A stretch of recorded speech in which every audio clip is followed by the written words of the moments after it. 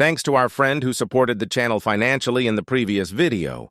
And before we start, don't forget to like, subscribe, and support the channel financially. Kyung-soo's face lit up with fragile hope and inquired, So, I can leave? Ma Kyung-rok's lips curled into a sinister grin, saying, Of course. But the sound of a heavy door creaking open cut through the silence. Kyung-soo spun toward the sound, only to see someone blocking his path. And Sang Cheol? The man stood firm, a shield strapped to his arm, his expression cold. Ma Kyung-rok's voice rang out from behind, sharp and merciless, saying, I said I'd let you go. I never said I'd let you live. Kyung-soo's breath hitched. Well, what? Ma Kyung-rok commanded, his tone casual, like ordering tea. Mr. An Sang Cheol replied calmly. Yes, sir, he said. Don't let him escape. I'll kill him myself. And Sang Cheol said, Understood. Kyung-soo's heart pounded. He gritted his teeth, fury and fear twisting his features, shouting, You bastards! He darted into the shadows, activating his stealth skill. The night cloaked him, and for a moment, he thought he had slipped away. The next instant, and Sang Cheol's shield slammed into him with brutal force. The assassin was ripped from the shadows, his stealth broken, his body tumbling across the ground. Dust and dirt scattered as he rolled, coughing and groaning, one hand clutching his injured arm. But still he pushed himself up, his teeth clenched, his body trembling, but his eyes burned with a single desperate thought. I have to survive. Even if it meant rotting in prison, even if it meant being hunted forever, he would live. He had to live to expose Ma Kyung-rok's crimes to the world. With staggering steps, he tried to run again, but he didn't get far, and a voice came out. Where do you think you're going? From the darkness, Kyung-rok's aura lashed out like a living shadow, curling around Kyung-soo's ankle and yanking him to the ground. He hit the dirt hard. Desperate, he scrambled to rise, only for a blade to slice across his knee. Pain exploded in his body as he collapsed, clutching his leg. Ma Kyung-rok loomed over him, his sword dripping with malice, asking, Now you can't run anymore, can you? Tears streaked down Kyung-soo's face. He clawed at the dirt, his voice breaking. Please spare me.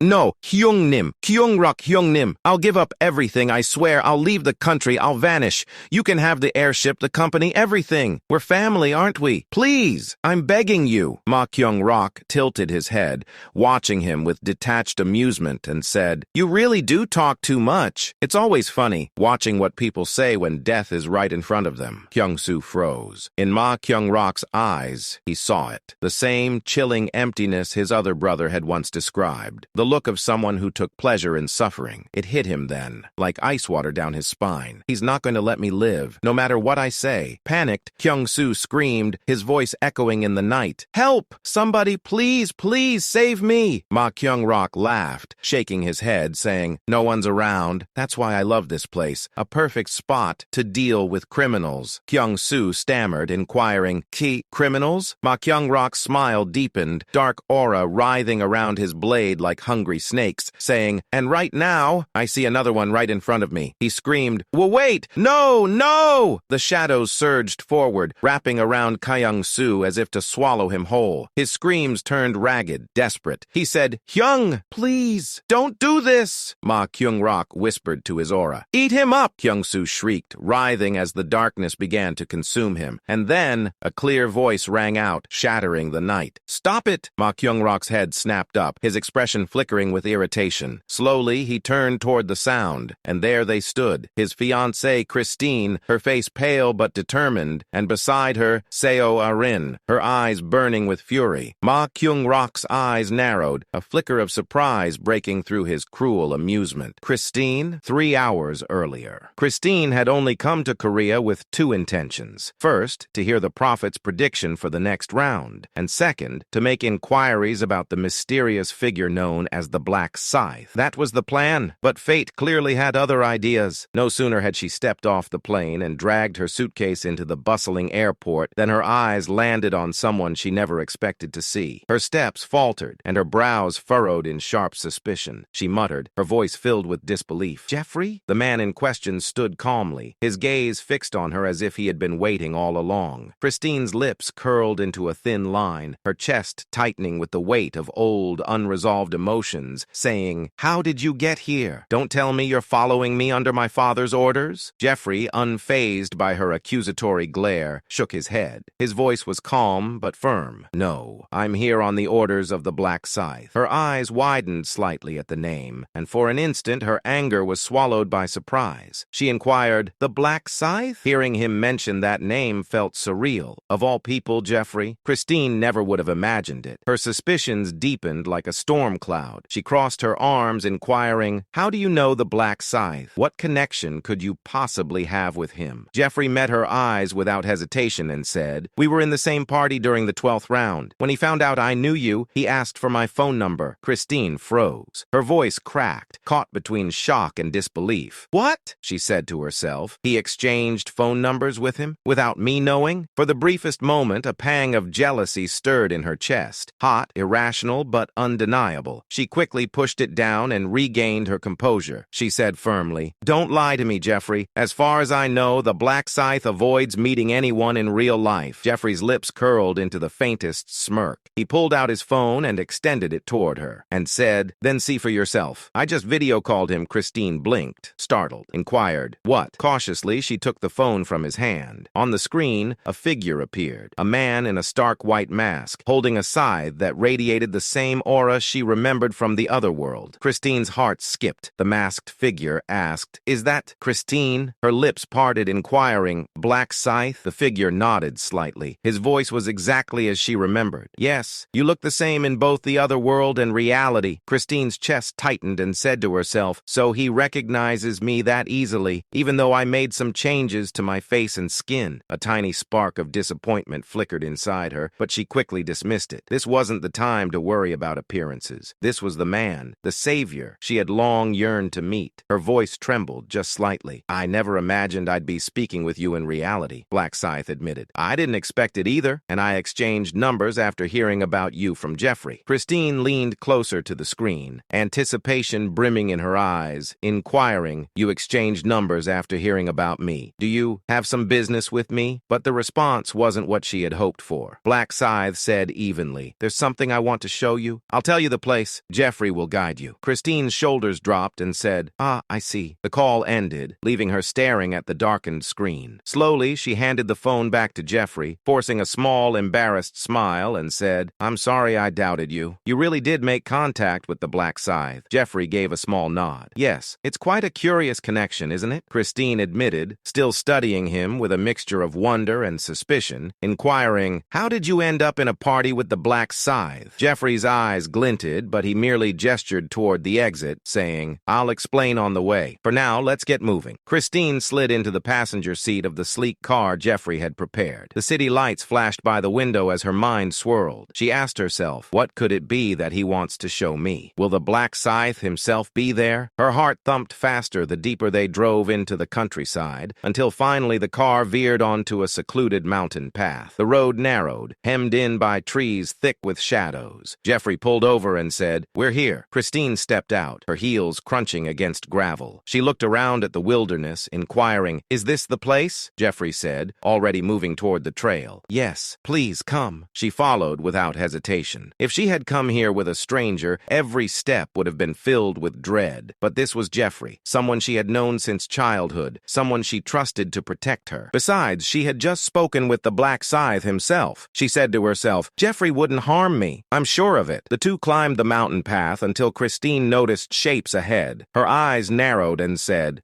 There are people over there." Indeed, two figures stood behind a tree. As Christine squinted, recognition struck. Her voice slipped out in shock. "SEO are in?" the woman exclaimed back. "Chrissy?" Both women called out their usernames almost at the same time. Their surprise quickly melted into delight. Christine hurried over, her face brightening, and said, "Hello, I never thought I'd meet you here, Seo Aren." Seo Aren smiled warmly and said, "Same here, Christine. I knew someone else was coming, but I didn't expect it to be you." Christine tilted her head, surprised by the fluent English, and inquired, "You speak English well?" Seo Aren replied modestly, "I picked it up while taking acting classes. It's awkward if the pronunciation is off during English lines." Christine nodded knowingly. She already already knew Seo Arin was an actress, something she had revealed during their brief time together as party members. That was also when Christine had learned Seo Arin was under Ma Kyung-rak's company. Christine observed, smiling, saying, "You look exactly the same as you do in reality." Seo Arin replied with a genuine grin, "And you too, Christine." Christine chuckled softly, brushing a strand of hair behind her ear, and said, "Well, I did tweak a few things." Seo Arin tilted her head, feigning surprise. "Really? I didn't notice. You're beautiful in both worlds." The two exchanged compliments with ease, like friends reunited after a long separation, their bond strengthened by the shared shadow of Black Scythe. A man cleared his throat politely. Christine turned to find a stranger beside Seo Arin, a man she hadn't met before. She asked curiously, "And who is this?" The man straightened, speaking quickly as if to leave no room for doubt. "My name is Ju Seong-tak. I was in a party with the Black Scythe in the 12th round, though there was a language barrier." Seo Arin deftly translated. Jeffrey stepped forward, nodding. "Oh, and this is Jeffrey. Please, everyone, introduce yourselves." Jeffrey and Ju Seong-tak locked eyes, exchanging only a silent acknowledgement. No words were necessary. They already understood each other. Both were tied by loyalty to the same man. Ju Seong-tak finally spoke. "You were all summoned here because the Black Scythe has something to show you." Christine's heart skipped and inquired, "What exactly does he want to show us?" Ju Seong-tak simply pointed through the trees. Below, in a small clearing, stood a rundown warehouse. In front of it lingered a familiar figure. Christine's breath caught, inquiring, "Is that Ma Kyung-rak?" she demanded, her voice laced with disbelief. "Why is Ma Kyung-rak here?" You will find the full manhwa in the first comment or at the end of the video.